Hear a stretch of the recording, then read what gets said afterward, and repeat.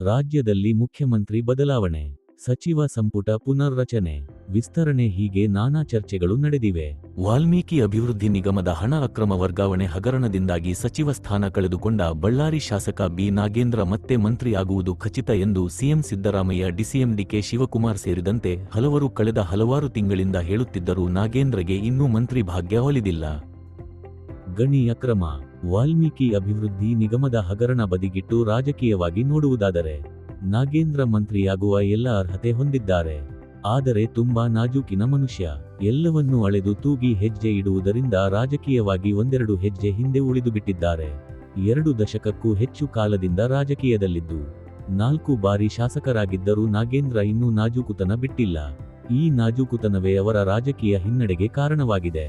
ಬಳ್ಳಾರಿ ಜಿಲ್ಲೆಯ ರಾಜಕೀಯದ ಮಟ್ಟಿಗೆ ನಾಗೇಂದ್ರ ಅವರನ್ನು ಬಿಜೆಪಿಯ ಬಿ. ಶ್ರೀರಾಮುಲುಗೆ ಪರ್ಯಾಯವಾಗಿ ಗುರುತಿಸಲಾಗುತ್ತದೆ. ನಾಗೇಂದ್ರ, ಬಿ. ಶ್ರೀರಾಮುಲು ಅವರಂತೆ ವರ್ಚಸ್ಸು ಹೊಂದಿದ್ದರೂ ಅದನ್ನು ಬಳ್ಳಾರಿ ಕ್ಷೇತ್ರ ಹಾಗೂ ಜಿಲ್ಲೆಯ ಗಡಿಗೆ ಸೀಮಿತಗೊಳಿಸಿಕೊಂಡು ಬಿಟ್ಟಿದ್ದಾರೆ. ಶ್ರೀರಾಮುಲು ಅವರಂತೆ ರಾಜಕೀಯವಾಗಿ ಮುನ್ನುಗ್ಗುವ ಛಾತಿ ಹಾಗೂ ಚಾಣಾಕ್ಷತನ ಇದುವರೆಗೆ ಪ್ರದರ್ಶಿಸಿಲ್ಲ. ಗಣಿ ಅಕ್ರಮ ಹಾಗೂ ಇದೀಗ ವಾಲ್ಮೀಕಿ ಅಭಿವೃದ್ಧಿ ನಿಗಮದ ಕೇಸ್ಗಳಿಂದಾಗಿ ನಾಗೇಂದ್ರ ಹೈರಾಣಾಗಿದ್ದಾರೆ. ಇದೇ ಅವರ ರಾಜಕೀಯ ಹಿನ್ನಡೆಗೂ ಕಾರಣವಾಗುತ್ತಿದೆ ಎಂಬುದು ಅವರನ್ನು ಹತ್ತಿರದಿಂದ ಬಲ್ಲವರು ಹೇಳುವ ಮಾತಾಗಿದೆ.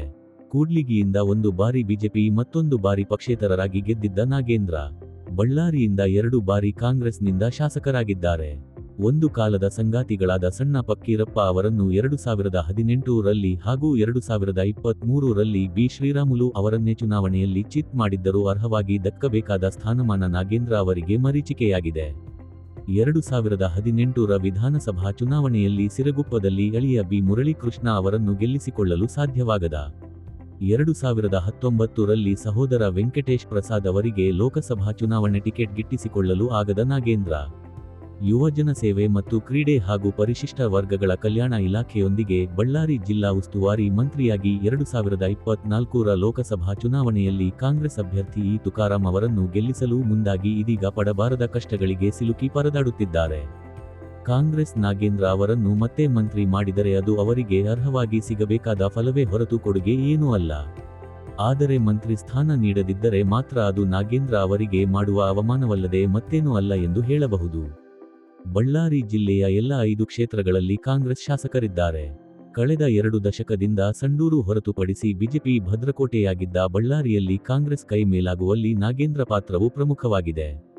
ಮಂತ್ರಿ ಆಗದಿದ್ದರೆ ನಾಗೇಂದ್ರ ಅವರಿಗೆ ವೈಯಕ್ತಿಕ ಎನ್ನುವುದಕ್ಕಿಂತ ಕಾಂಗ್ರೆಸ್ಗೆ ನಷ್ಟವಾಗುವ ಸಾಧ್ಯತೆಗಳೇ ಹೆಚ್ಚಿವೆ.